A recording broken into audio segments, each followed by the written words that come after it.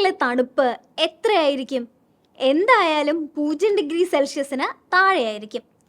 0 degree സെൽഷ്യസിന് താഴെ താപനിലയുള്ള പല സ്ഥലങ്ങളും ഭൂമിയിലുണ്ട്. ഇത്തരത്തിൽ ലോകത്തിലെ ഏറ്റവും തണുപ്പുള്ള പ്രദേശങ്ങളിലൊന്നാണ് സൈബീരിയയിലെ ഉൾനാടുകളിലൊന്നായ ഒയ്മിയാക്കോൺ.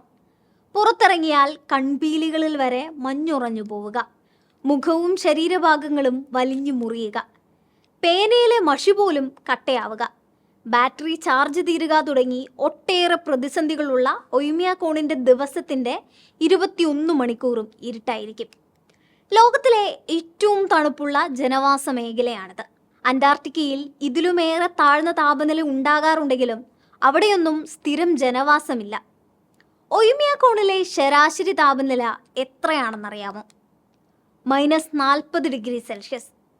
താപനില -40 എത്തുമ്പോൾ തന്നെ ഇവിടെ സ്കൂളുകൾക്ക് അവധി പ്രഖ്യാപിക്കും. പിന്നീട് വീടിനുള്ളിൽ പവർ ജനറേറ്ററിൻ്റെ സഹായത്തോടെ ആയിരിക്കും ഇവിടുത്തുകാരുടെ ജീവിതം.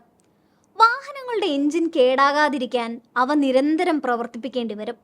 സദാ ചൂടായിക്കൊണ്ടിരിക്കുന്ന വെള്ളം മാത്രമേ ഉപയോഗിക്കാനാവൂ. മാംസാഹാരത്തെയാണ് ഒയ്മിയാക്കോണിലെ ജനങ്ങൾ ആശ്രയിക്കുന്നത്. മഞ്ഞു പുതഞ്ഞു കിടക്കുന്ന നിലത്ത് എന്തെങ്കിലും കൃഷി ചെയ്യുക പ്രായോഗികമല്ല. ഈ ഗ്രാമത്തിൽ ആർക്കും മുഖാവരണം അണിയാതെ പുറത്തിറങ്ങാനാവില്ല. മുഖാവരണം മാറ്റിയാൽ ആ നിമിഷം കൺപീലികളിൽ മഞ്ഞു പൊതിയും. താപനില താഴ്ന്നതിനെ തുടർന്ന് സാധാരണ തെർമോമീറ്ററുകൾ പൊട്ടിത്തകർന്ന അവസ്ഥ പോലും ഉണ്ടായിട്ടുണ്ട്. മൊബൈൽ ഫോൺ ഉപയോഗവും ഈ കൊടും തണുപ്പിൽ അസാധ്യമാണ്. ഇതിനേക്കാളൊക്കെ ഇവിടുത്തുകാർ പ്രതിസന്ധിയിലാകുന്നത് ആരെങ്കിലും മരിച്ചാലാണ്.